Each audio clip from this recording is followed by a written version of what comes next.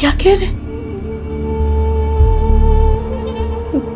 मेरी इज्जत? यार तुम्हारी इज्जत से ज्यादा मेरा नाम, मेरा रुतबा, मेरी मर्दानगी मायने रखती है।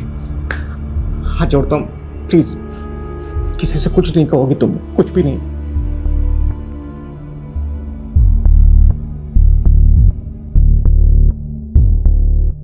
रीमा, ये इंजरीज नॉर्मल नहीं है। बताओ मुझे क्या हुआ है?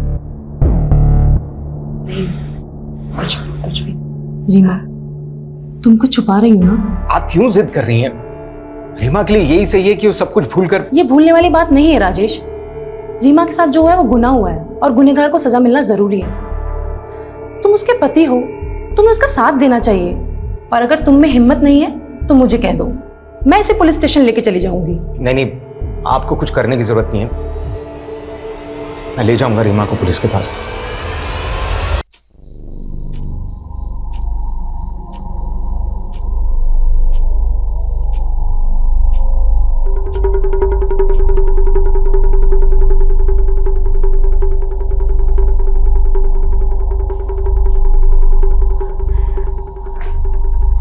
हेलो रिया, बेटा निधि को निकले हुए 2 घंटे हो गए, लेकिन वो अभी तक घर नहीं पहुंची है। देखो वो फोन भी नहीं उठा रही है मेरा। अगर तुमसे उसकी कोई बात हो ना तो प्लीज मेरी बात करवा देना।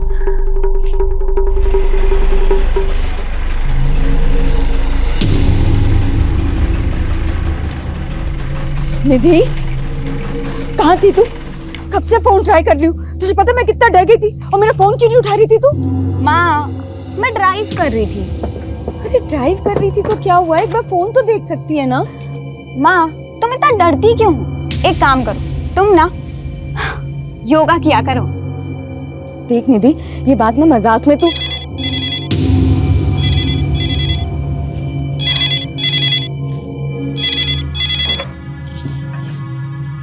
हेलो, कैसी हो मेरी जान?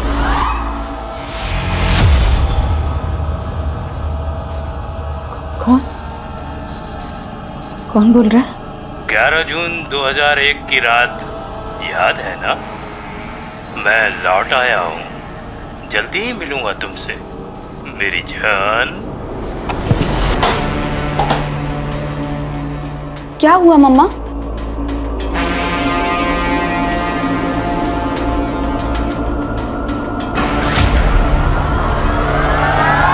नमस्कार, मैं आशुतोष राणा क्राइम पेट्रोल के नए अध्याय शातिर क्रिमिनल्स में आप सभी का हार्दिक स्वागत करता हूं। दुनिया का शक्तिशाली से शक्तिशाली व्यक्ति अपने बीते हुए समय को बदल नहीं सकता। याद रखिए, हमारा अतीत हमारे साथ परछाई की तरह चलता है। हम लाख कोशिश कर लें मगर हम अपने अतीत को बदल नहीं सकते, उसे झुठला नहीं सकते। वक्त का पहिया रीमा को भी उस मकाम पर ले आया था जहां उसका खौफनाक अतीत उसके सामने सुरसा की भांति मुंह खोले हुए खड़ा था और अतीत की यह दस्तक रीमा की जिंदगी पर कहर डालने वाली थी।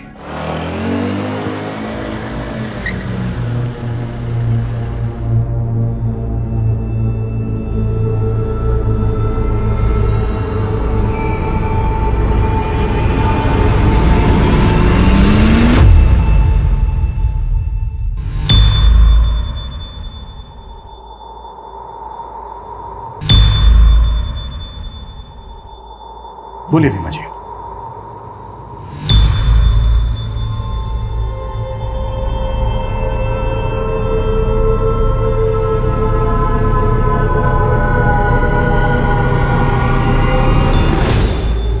रीमा जी, अगर आप कंफर्टेबल नहीं हैं तो इट्स ओके, हम फिर किसी दिन बात कर सकते हैं। सर, मेरी माँ का रेप हुआ था 18 साल पहले।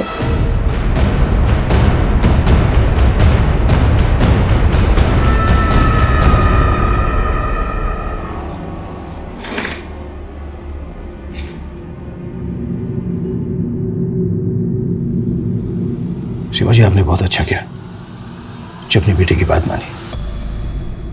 अपने गुजरे भयानक अतीत का सामना करने के लिए बहुत हिम्मत चाहिए होती। रीमा जी, 18 साल पहले जो ये दर्दनाक घटना आपके साथ घटी, ये आप हमें डिटेल में बताइए प्लीज। 11 जून 2001 की रात थी।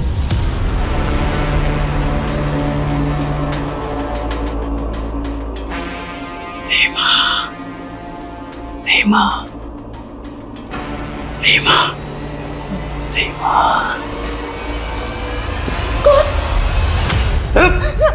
आवाज नहीं। कौन है? जब नहीं तो तेरी बीवी विधवा हो जाएगी। चल अभी लेट जा।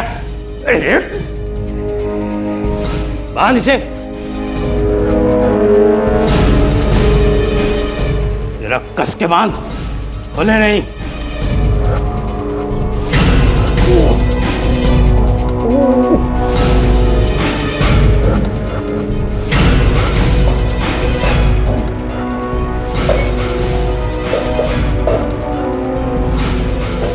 हिला मत, अगर जरा भी हिला तो तेरी बीवी की खोपड़ी उड़ा दूंगा, समझा? बर्तन की आवाज नहीं आनी चाहिए।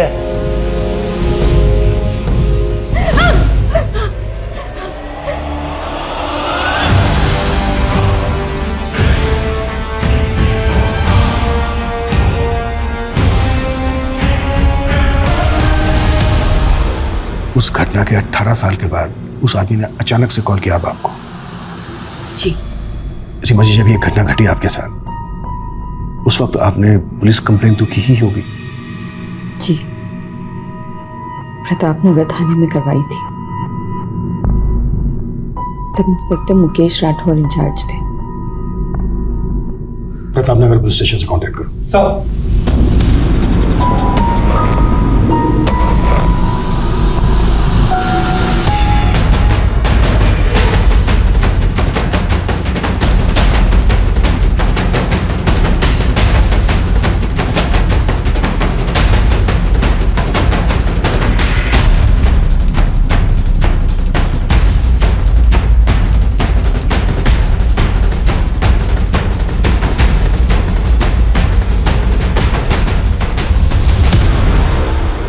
दोनों स्टेटमेंट अलग है?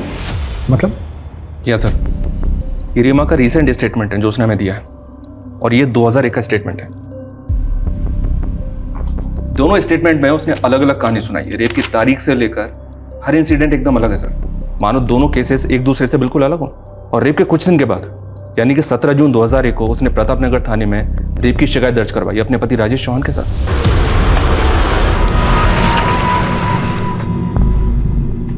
बोलिए रीमा जी, डरिए मत।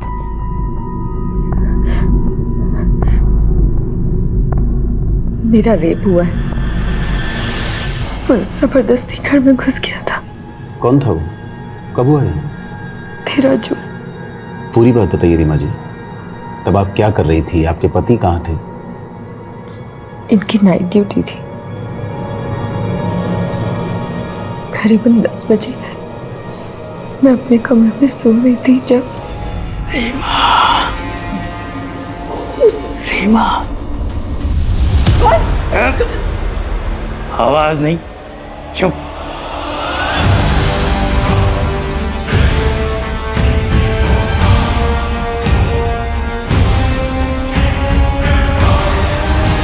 आप घर कब लौटे? करीब 1:30-2 बजे जब मैं घर आया तो ओए! ओए! ओए! ओए, रुक साले! ओए! एक मिनट। रेप 13 जून को हुआ और आप लोग रिपोर्ट लिखवाने अब आए? मैं बहुत डर गई थी। गलती रीमा की नहीं है सर। हमारी सोसाइटी ऐसी है जहां पर रेपिस्ट से ज्यादा रेप के विक्टिम को ताने सहने पड़ते हैं। ये 18 साल पुरानी बात है। माना इतने टाइम में आदमी काफ़ी सारी चीज़ें भूल जाता है, लेकिन रेप के वक्त रीमा का पति रीमा के साथ था या नहीं, ये वो कैसे भूल सकती है? सवाल ये उठता है मिश्रा कि 18 साल पहले जो रीमा ने स्टेटमेंट दिया था वो गलत था या अब जो हमें दिया है वो गलत है?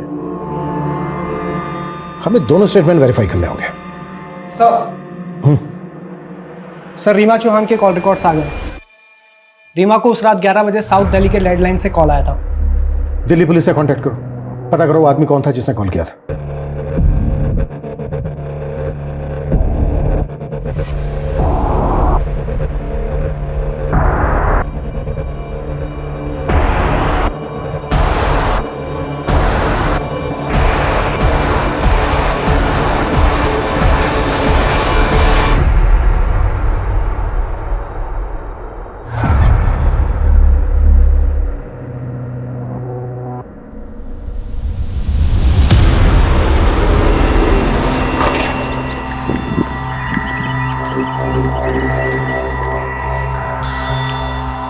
चेक करो।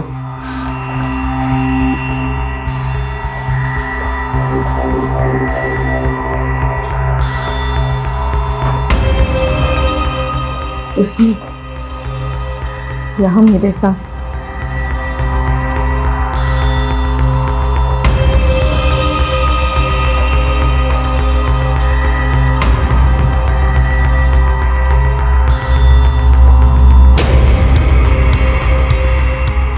अच्छा, आपने बताया कि उसने गमछे के टुकड़ों से बांधा था। वो टुकड़े कहाँ हैं? जी वो तो वो अपने साथ ले गया।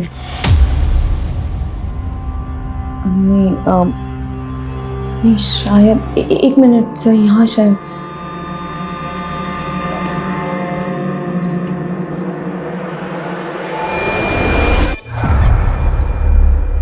ये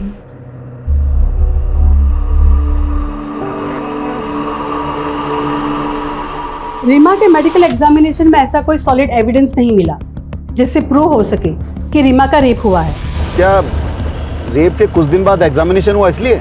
मे बी, लेकिन एक कारण ये भी है कि रेप होने के बाद रीमा अपने पति राजेश के साथ सेक्सुअली एक्टिव थी। क्या? हाँ, क्योंकि प्राइवेट पार्ट पर जो मार्क्स मिले हैं वो एक पैशनेट सेक्स की वजह से भी हो सकते हैं। ये तो रीमा ने खुद ही अपना केस कमजोर कर लिया। एक बात और सर, रेप होने के बाद विक्टिम को अक्सर कलाई, जांघों पर छोटे मोटे घाव लगते हैं, लेकिन रीमा के केस में उसकी बॉडी पर एक छोटी सी खरोच तक नहीं थी। इट्स स्ट्रेंज, क्या रीमा ने बिल्कुल भी रेजिस्ट नहीं किया होगा?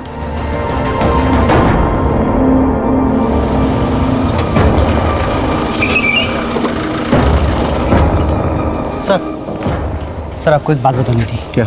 रीमा का जहाँ रेप हुआ था उस जगह 11 जून को चोरी की 3 वारदातें हुई थी। रीमा की केस से कोई कनेक्शन लगता है? सर चोर की कदकाठी रीमा के रेपिस्ट से मेल खाती है और एक विटनेस का कहना है कि उस चोर ने गमछा भी पहन रखा था। चोरियां हुई 11 जून को और रेप हुआ 13 जून को। हो सकता है दोनों क्राइम एक ही आदमी ने किए हों। लेकिन सर जहाँ चोरी हुई वहाँ रेप की कोई वारदात नहीं हुई और जहाँ रेप हुआ यानी कि रीमा के घर, वहाँ चोरी नहीं हुई। सर मुझे दोनों केसेस अलग अलग ही लग रहे हैं। सर 2001 में भी इन्वेस्टिगेटिंग टीम को इस बात का शक था कि रीमा उनसे कुछ छुपा रही थी। उसके कैरेक्टर पे भी सवाल उठे थे। शमी अफेयर। तो क्या ये रेप का नाटक अफेयर को कवर करने की वजह से था? अगर ऐसा था तो फिर इतने सालों बाद वही नाटक करने के पीछे क्या वजह हो सकती है?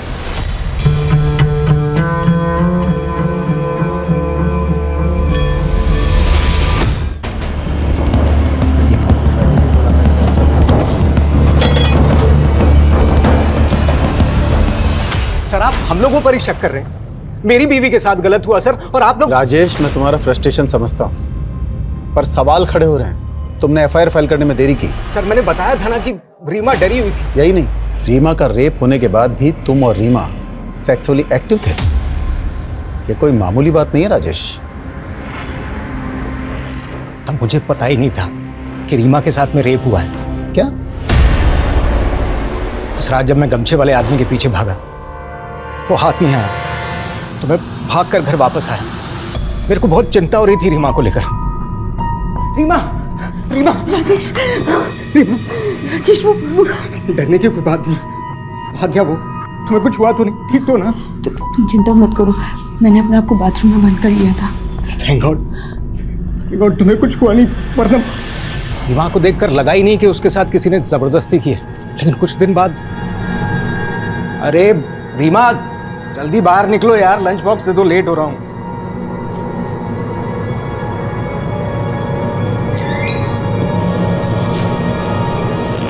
क्या हुआ? नहीं बस वो थोड़ी सी कमजोरी है। झूठ मत बोलो, कल भी बोला था ना तुम्हें कि डॉक्टर के चलो। एक दिन और देख लेते, फिर पक्का चली जाऊंगी। पेन को इग्नोर करने से काम नहीं चलेगा। आज शाम को चलते हैं तुम्हारे डॉक्टर मित्तल के। मैं जल्दी आ जाऊंगा, तुम बस तैयार रहना। डॉक्टर मित्तल गायनोकोलॉजिस्ट हैं। उन्होंने मुझे बताया कि रीमा के साथ, मैंने घर आते ही सीधे सीधे रीमा से पूछ लिया।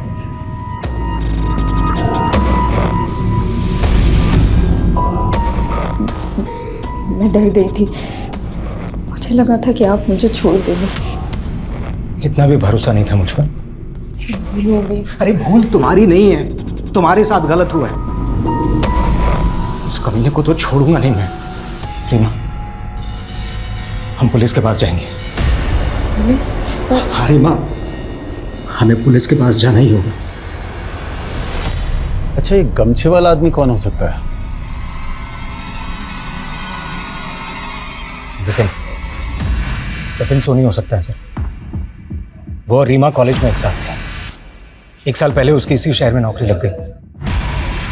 मुझे पता चला कि मेरी गैर हाजिरी में अक्सर पुरानी दोस्ती के नाम पर वो रीमा से मिलने आता है।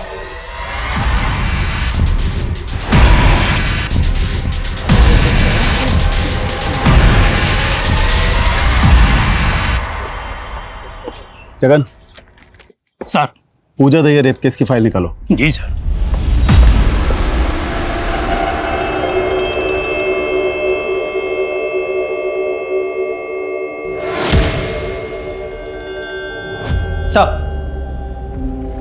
सर मैंने पता किया है, राजेश की गैर हाजिरी में जो आदमी रीमा से मिलने आता था वो विपिन ही है।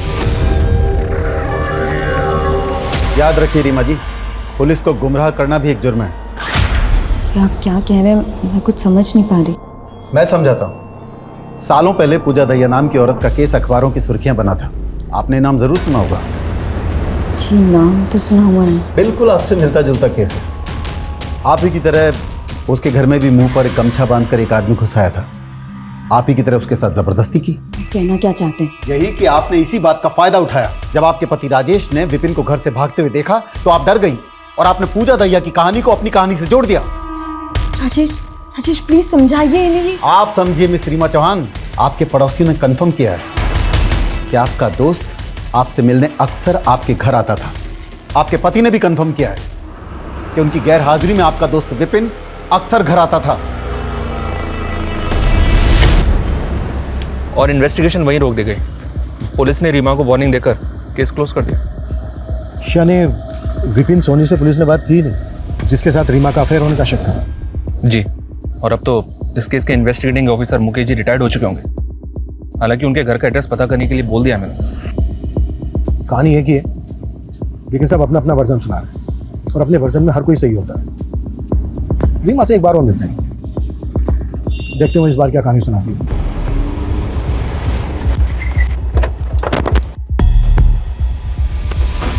आपको मेरी बात पे यकीन नहीं है? रीमा जी, हम बातों पर नहीं सबूतों पर यकीन करते हैं। और आपकी कहानी में तो कई कहानी मिली हुई है। 18 साल पहले आपने कुछ और कहा था, आपके पति ने कुछ और कहा था, और अब आप हमें कुछ और कहानी सुना रही है। बेटा, शायद आपकी मदर आपके सामने कंफर्टेबल नहीं है, सो प्लीज। निधि तो रुक। 18 साल पहले मुझे एक बुरी बीवी माना गया था जो अपने पति को धोखा दे रही थी, जिसने अपनी रेप की झूठी कहानी सुनाई। लेकिन ये सब मैंने सिर्फ अपने पति के कहने पे किया था। हमें पुलिस की नहीं, पुलिस नहीं, पुलिस नहीं, बिल्कुल नहीं। भूल जाओ कि तुम्हारे साथ कुछ हुआ है, सब कुछ भूल जाओ। राजेश, ये आप क्या कह रहे हैं? मेरी इज्जत? यार, तुम्हारी इज्जत से ज्यादा मेरा नाम, मेरा रुतबा, मेरी मर्दानगी मायने रखती है। हाथ जोड़ता हूँ, प्लीज किसी से कुछ नहीं कहोगी तुम, कुछ भी नहीं।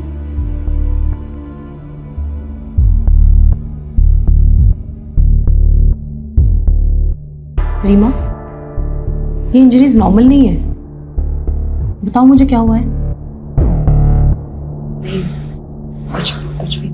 रीमा, तुम कुछ छुपा रही हो ना? आप क्यों जिद कर रही हैं? रीमा के लिए यही सही है कि वो सब कुछ भूल कर। ये भूलने वाली बात नहीं है राजेश। रीमा के साथ जो हुआ है वो गुनाह हुआ है और गुनहगार को सजा मिलना जरूरी है।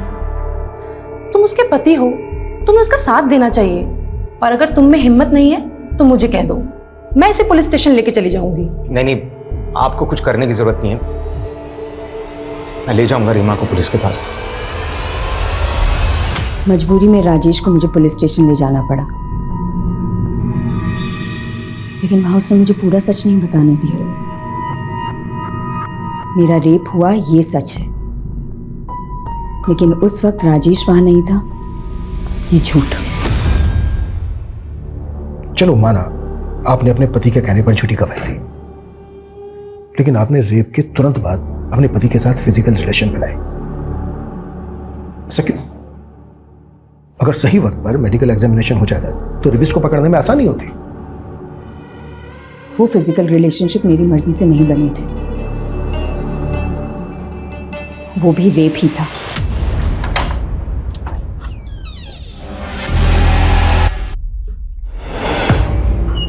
शराब पी कर आए? हाँ आया हूँ पी के। तो दूर हटिए, बहुत बदबू आ रही है आपको। मेरे में से बदबू आती है तुझे हैं? और उस कमीने के शरीर से क्या खुशबू आ रही थी तेरे को हैं? मुझे छोटी दर्द हो रहा है मुझे। मैं भी कर सकता हूँ ऐसा जंगली वाला प्यार, करके दिखाऊंगा तुझे, बताऊं कि कितना बड़ा मर्दूम है। राजेश प्लीज प्लीज, राजेश छोड़िए मुझे। उस आदमी ने तो सिर्फ मेरे शरीर को दर्द दिया था, लेकिन राजेश। और जब आप डॉक्टर से मिली तो आपने डॉक्टर को अपना सारा सच बता दिया। कुछ सोचा नहीं था सर, बस जिसने थोड़ी सी हमदर्दी दिखाई उसके सामने दिल खोल के रख दिया। तो जो आपके पति ने दिखाया पुलिस ने उसी को सच मान लिया और आपका सच सामने नहीं आया। आता कैसे? पुलिस ने ना कभी डॉक्टर ना कभी विपिन से कोई बात की। विपिन कभी आपसे मिलने आया था? नहीं, विपिन पे बहुत प्रेशर बन गया था, इसलिए वो शहर छोड़ के चला गया था। लेकिन आपके पड़ोसियों ने तो उस वक्त बयान दिया था कि आपका रेप होने के बाद विपिन आपसे मिलने आया था। ये भी राजेश की चाल थी। विपिन अच्छा लड़का था, हंसमुख था। राजेश ने कहा था कि वो विपिन को मेरे पास भेजेगा ताकि मेरा मन बहल जाए, पर बाद में समझ आया ये सिर्फ राजेश का प्लान था ताकि सबकी नजरों में मैं झूठी बन जाऊं। और वही हुआ। एक रेप विक्टिम से ना सोसाइटी यही एक्सपेक्ट करती है कि वो मजबूर दिखे, दुखियारी दिखे। अगर वो थोड़ा सा हंस ले, नॉर्मल जीने की कोशिश करे, तो पता नहीं क्या चुप जाता है लोगों को। पूजा दहिया को जानती हैं आप? पहले आप ही के इलाके में रहती थी। उसके घर में भी एक आदमी ठीक आप ही के घर की तरह चेहरे पर गमछा बांध के घुस गया था। जी, मैंने सुना तो था कि पूजा दहिया के केस में किसी को अरेस्ट किया गया। पूजा दहिया का केस स्टडी किया था तुमने? जी सर, और मुझे ऐसा लग रहा है कि पूजा दहिया और रीमा चौहान का केस आपस में कनेक्टेड है। तो क्या उस आदमी ने पूजा दहिया से भी कांटेक्ट किया होगा? इतने सालों के बाद वो अपने विक्टिम को कॉल क्यों करेगा? यह केस पुलिस के सामने एक चुनौती बन के खड़ा था। वारदात एक थी, लेकिन कहानियां अलग अलग। क्या राजेश ने अपने स्वार्थ के लिए झूठ का जाल बुना था, या पीड़ित नजर आ रही रीमा सबकी नजरों में धूल झोंक रही थी? अगर यह खेल रीमा का रचाया हुआ था, तो आखिर इसके पीछे उसका इरादा क्या था? और यह पूजा दहिया, ये कौन थी जिसका जिक्र छिड़ा गया था? क्या थी पूजा की कहानी?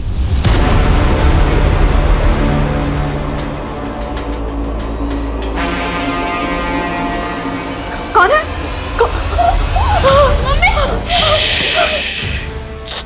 चुप, कोई आवाज नहीं। कौन हो तुम? अंदर कैसे आए?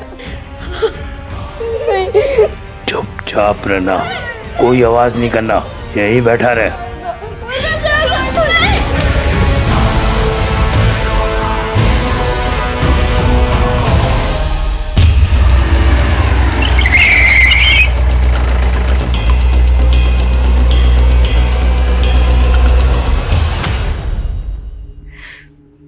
मैं नहीं जानती कि वो कौन था। उसने अपना चेहरा गमछे से छुपा रखा था। उसके बोलने का तरीका, उसके कपड़े, या फिर ऐसा कुछ जो आपको अलग लगा हो? अंकल, उस आदमी ने मुझे कुछ लिखने को दिया था। क्या लिखूं? 5वीं क्लास का टीचर मुझे ज़रा भी पसंद नहीं था। बात बात पर मुझे छड़ी से मारता था, मुर्गा बनाता, बहुत जलील करता था मुझे। रवि, फिंगरप्रिंट्स कलेक्ट करवाओ और फॉरेंसिक टीम बुलाओ। सुअर के बच्चों, तुम्हें कोई फिंगरप्रिंट नहीं मिलेगा। ऐसा कहा था उसने बोलने के लिए मुझे। सुअर के बच्चों, तुम्हें कोई फिंगरप्रिंट नहीं मिलेगा, ऐसे बोलना है। वो आदमी बोलते वक्त हकलाता था, खासकर च बोलते वक्त। इन्वेस्टिगेटिंग टीम ने इस पूजा दहिया का बैकग्राउंड खंगाला सर। पूजा की फैमिली में दूर दूर तक कोई भी टीचिंग प्रोफेशन में नहीं था। शायद गुमराह करने के लिए लेटर लिखवाया गया हो। पहली टीम का भी यही मानना था। लेकिन यह भी तो हो सकता है कि उसने अपनी आप बीती लिखवाई हो। शायद उसके बचपन में उसके साथ कोई भयंकर हादसा हुआ हो। रेपिस्ट ने नकुल से और भी कुछ लिखवाया था, ये देखिए। सबसे पहले पूरा घर सर्च करेंगे, दरवाजे देखेंगे, तेरी माँ का बयान लेंगे, तेरा बयान लेंगे, कितने भी हाथ पैर मार लें, लेकिन उनके हाथ कुछ लगने वाला नहीं है। ये जो कोई भी है पुलिस प्रोसीजर को बहुत अच्छे से जानता है, एक एक चीज लिखवाई है। मतलब ये पुलिस वाला भी हो सकता है, या फिर कोई ऐसा जिसका अपना पुलिस में हो, या फिर रहा हो। सर रीमा के केस का आईओ मुकेश राठौर का एड्रेस मिल गया है। रिटायर होने के बाद वो यहीं जयपुर में सेटल्ड है। लाइमलाइट के लिए? ये क्या कह रही है तू? मैं नहीं, नेबर्स, रिलेटिव सब यही बोल रहे हैं। देख, लोग कुछ भी कहें, लेकिन तू तो मुझ पे यकीन करती है ना। तुझे भी लगता है कि मैं झूठ बोल रही हूँ?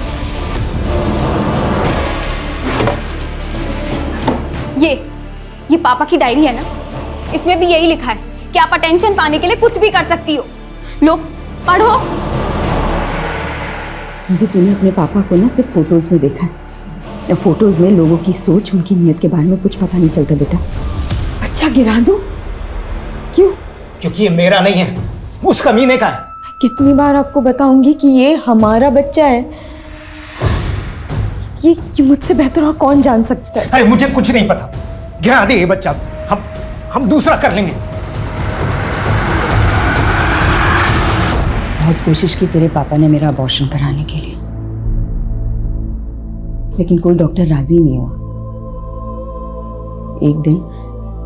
एक दिन तो तेरे पापा ने मुझे सीढ़ी से धक्का तक दे दिया था।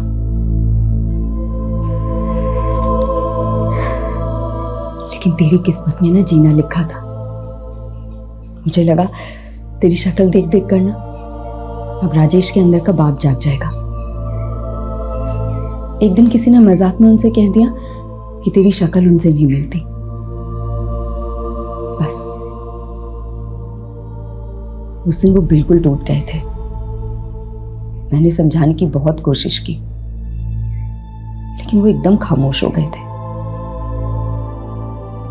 और एक दिन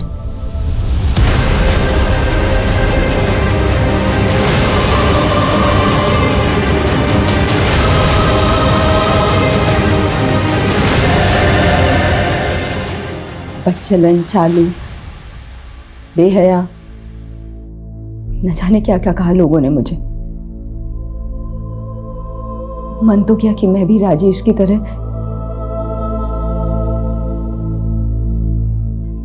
लेकिन तेरा चेहरा देखकर हमेशा रुक जाती।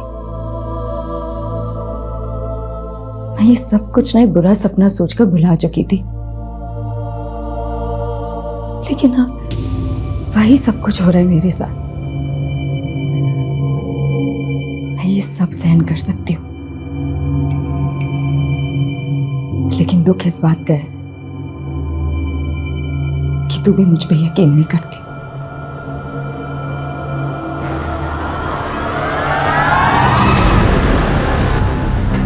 रीमा चौहान वाला केस? हाँ याद है मुझे। इस मामले में हमसे जो कुछ बन पड़ा हमने किया। यहाँ तक कि 2003 में अलग अलग पेट्रोलिंग टीम बनाई उस लोकेलिटी पर नजर रखने के लिए। और एक रात रुक, गाड़ी पीछे ले। जी सर। ए रुक! कौन हुआ? क्या कर रहा है? ए रुक रुक रुक, वरना गोली मार दूंगा! रुक! इधर आ, पास में। गमछा निकाल मुंह से। जगन, जल्दी से बैकअप टीम लेकर सोमवारी बाजार वाले एरिया में आ जाओ। चोर को मैंने पकड़। भले ही दूर से सही, पर आपने उसे देखा था? कोई ऐसी खास निशानी जो आपको याद हो?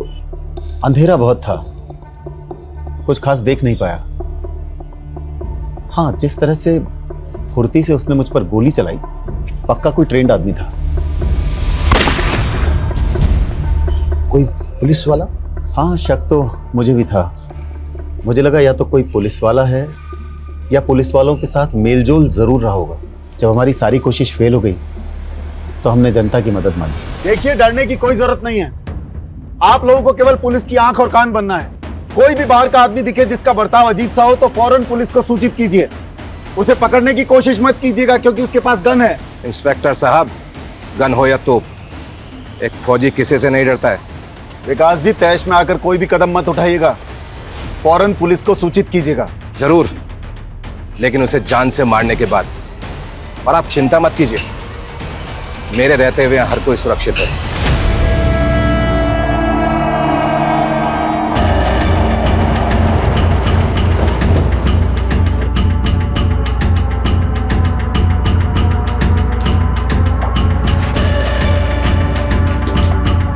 साइड में हटिए आप लोग। पीछे हटिए, पीछे रहिए।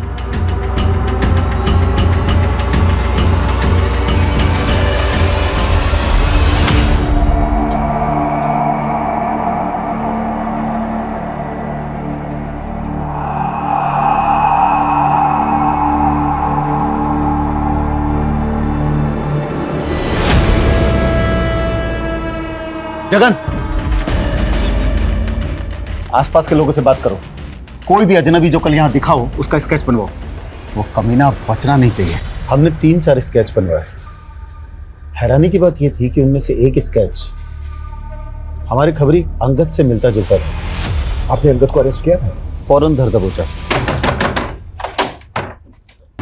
तलाशी लो उसके घर की। साहब, घर का कोना कोना छान मारो। साहब, मेरे घर की तलाशी क्यों ले रहे हैं साहब आप? साहब,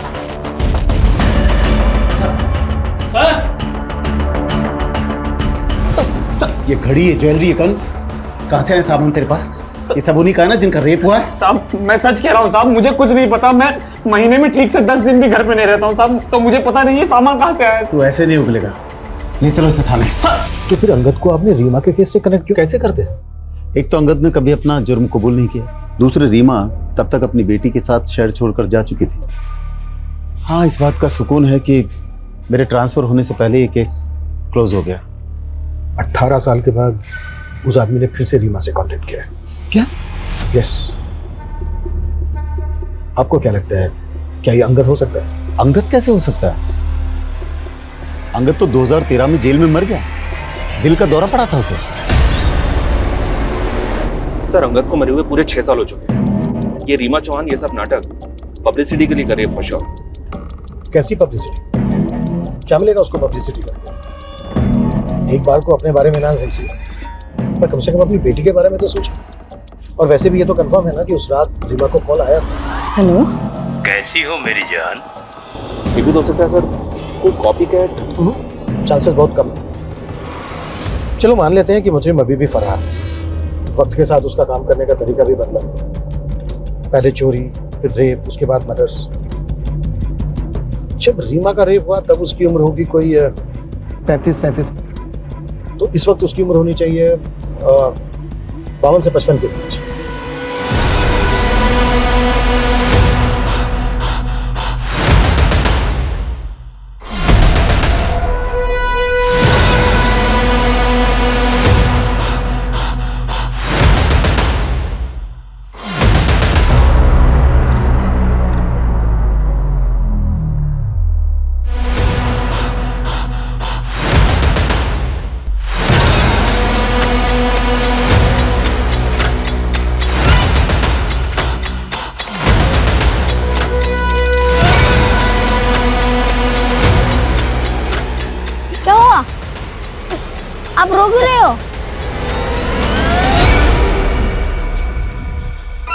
गुंजन, माँ को चल के सब बताना अभी, डरना मत।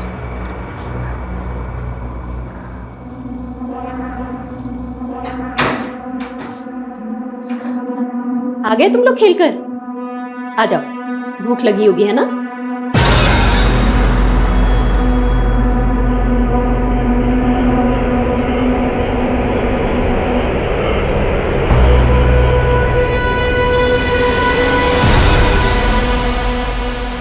बेटा, ये सूरज अंकल हैं। अब हम लोग के साथ ही रहेंगे। नमस्ते करो।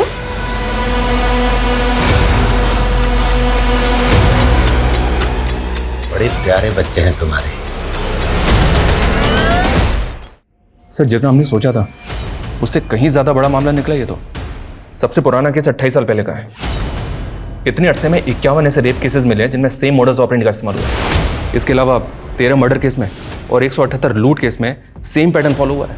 मतलब अंगद के जेल जाने के बाद भी ये केसेस होते रहे। एरिया कौन सा था? राजस्थान के अलग अलग शहरों के केसेस हैं सर। ये 1990 से 94 तक अलवर, 1994 से 97 जोधपुर, फिर 3 सालों तक उदयपुर और उसके बाद 2004 तक जयपुर। और इनमें से कहीं भी किसी भी जगह इस आदमी के खिलाफ कोई सुराग नहीं मिला? 2004 में 3 रेप विक्टिम से कल्प्रिट का डीएनए सैंपल कलेक्ट किया गया था। इस डीएनए को अंगद के क्लोज रिलेटिव के एक डीएनए से मैच करके देखो।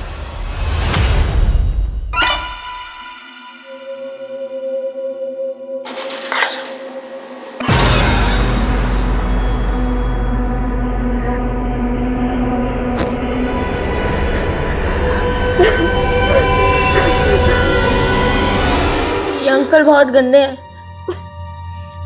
मत खेला करो उनके साथ। तुम माँ को क्यों नहीं बताती हो? ठीक है, तुम मत बताओ, मैं माँ को खुद ही बता दूंगा। नहीं, माँ खुद अंकल के साथ ही गेम खेलती है।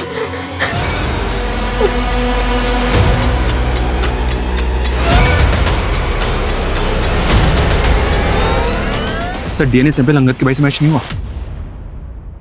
बेचारा अंगद पूरी जिंदगी जेल में खत्म हो गई। एनीवे, डीएनए सैंपल है हमारे पास। एक काम करो, जितने भी मोलेस्टर रेपिस्ट हैं उनके डीएनए से मैच करो। Okay sir.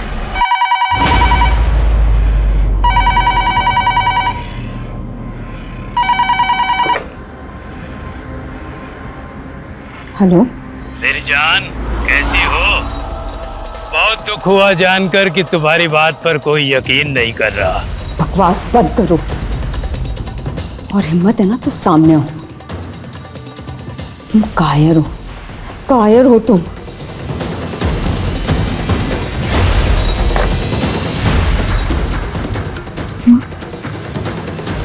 बोलोगे भी? क्या बोलना है तुम्हें? माँ, वो अंकल। बड़े मजाकिया बच्चे हैं तुम्हारे। अच्छा बच्चों, मैं बाजार जा रही हूँ। 7 बजे तक आऊंगी, तब तक अंकल के साथ रहना। इन्हें परेशान मत करना।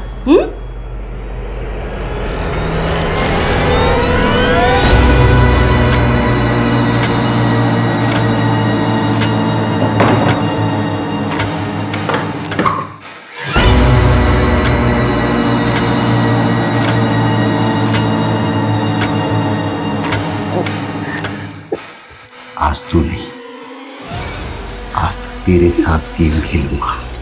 चल। सर, डीएनए अलवर के कैदी से पार्टली मैच हो रहा है, लेकिन इसकी उम्र तो 30 साल है। फिर ये वो नहीं हो सकता। आई थिंक उस आदमी को ट्रेस करने के लिए हमें किसी एक्सपर्ट की मदद लेनी होगी। देखिए, ये डीएनए पार्टली मैच हो रहा है, यानी ये कैदी उस खूनी का रिश्तेदार हो सकता है। एक्चुअली हमें इस कैदी के मदर और फादर के सभी रिलेटिव्स की एक लिस्ट बनानी होगी और सबका डीएनए मैच कराना होगा।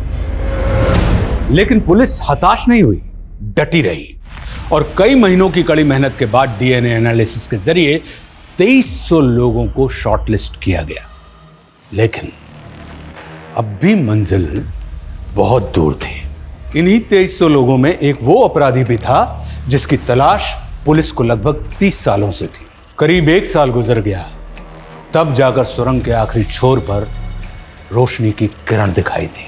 सर, लोकेशन हिस्ट्री और रिपोर्ट्स के अकॉर्डिंग हमारे पास अब एक सस्पेक्ट है, और वो ये है। माय गॉड, ये वो 30 सालों तक पुलिस की आंखों में धूल झोंकता रहा। इसको आज ही धर लेते हैं। नहीं, we have to be very careful.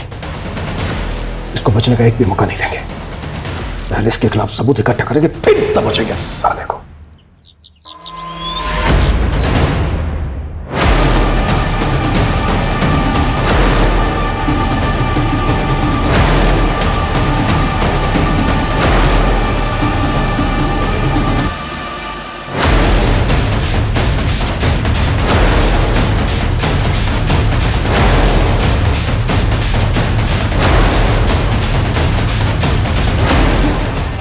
नजर बना के रखो उस पर, कुछ भी हलचल हो तुरंत मुझे इन्फॉर्म करना। सर। ओके, हमेशा।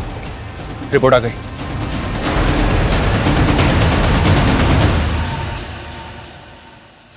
अब सही वक्त है, आता है साले।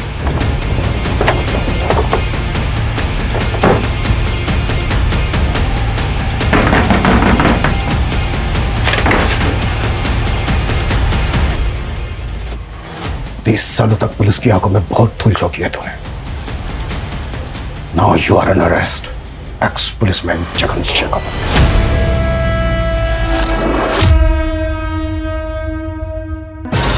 मेरे सौतेले बाप सूरज ने मेरा और मेरी बहन गुंजन का बचपन खराब कर दिया।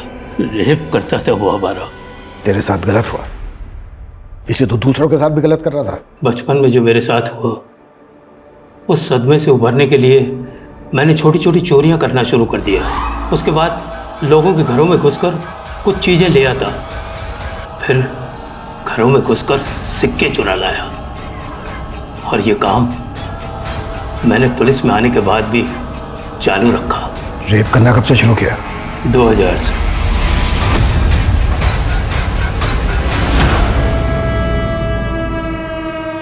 पूजा ने क्या बिगाड़ा था तेरा?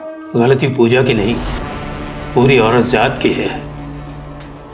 उसी साल दिल टूटा था मेरा।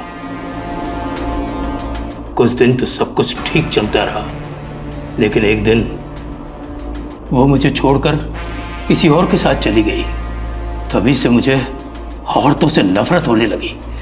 और उसके बाद मैंने एक के बाद एक औरतों को शिकार बनाना शुरू कर दिया। अंगद को क्यों फंसाया? मेरे सीनियर मुकेश जी की पेट्रोलिंग बहुत तेजी से चल रही थी। मेरा काम करना बहुत मुश्किल हो गया था। मैंने सोचा अंगद को फंसाऊंगा तो पेट्रोलिंग थोड़ी ढीली हो जाएगी और मेरा काम आसान हो जाएगा। और हुआ भी वही। इतने सालों के बाद रीमा को कॉल क्यों किया? मैंने नया सोशल मीडिया का इस्तेमाल करना शुरू किया था और एक दिन उसी पर मुझे रीमा दिखी। मैंने उसका पीछा किया और मैंने उसका टेलीफोन नंबर उसके पड़ोसी से ले लिया। मैं सिर्फ उसे डराना चाहता था, क्योंकि कोई भी औरत मेरी आवाज़ सुनकर कांप उठे, ये ख्याल आते ही मुझे बहुत मजा आता है।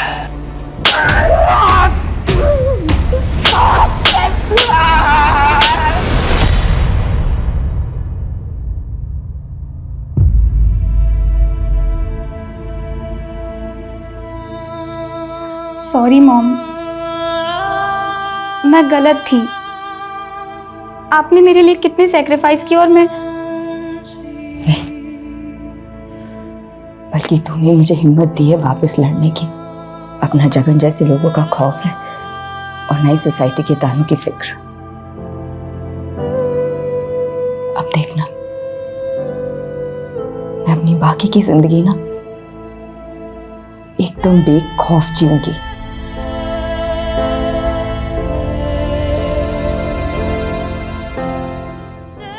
हमारे समाज में बलात्कार करने से ज्यादा उंगलियां पीड़िता पर उठती हैं कि लड़की ने क्या कपड़े पहने थे, क्यों रात को वो बाहर गई थी। ऐसे बेबुनियादी सवाल हमारा यही सो कॉल्ड सभ्य समाज उठाता रहता है, जबकि वास्तविकता यह है कि बलात्कार से अगर किसी का चरित्र कलंकित होता है तो वो सिर्फ बलात्कारी का। इस बुनियादी बात को क्यों आज 2021 में हमें बार बार दोहराना पड़ता है? ये कैसा सिस्टम है जहां एक बलात्कारी को तो आसानी से जमानत मिल जाती है, लेकिन बलात्कार से पीड़ित औरत को सालों साल इंसाफ नहीं मिल पाता। ये चुभने वाले सवाल हमें खुद से और प्रशासन से भी करने होंगे। ये रीमा की हिम्मत ही थी जो वो सालों से अपने अंदर दफन खौफ को मिटाने में कामयाब हुई। रीमा ने जिस तरह समाज के तानों की परवाह किए बिना इंसाफ के लिए आवाज उठाई, वह वाकई अभिनंदनीय है। अब मैं आशुतोष राणा आपसे विदा लेता हूं। हम फिर मिलेंगे एक ऐसी ही कहानी के साथ जो आपको रखेगी सतर्क और जिंदगी को सुरक्षित। तब तक अपना और अपने परिवार का ख्याल रखिए और देखते रहिए क्राइम पेट्रोल सतर्क। जय हिंद।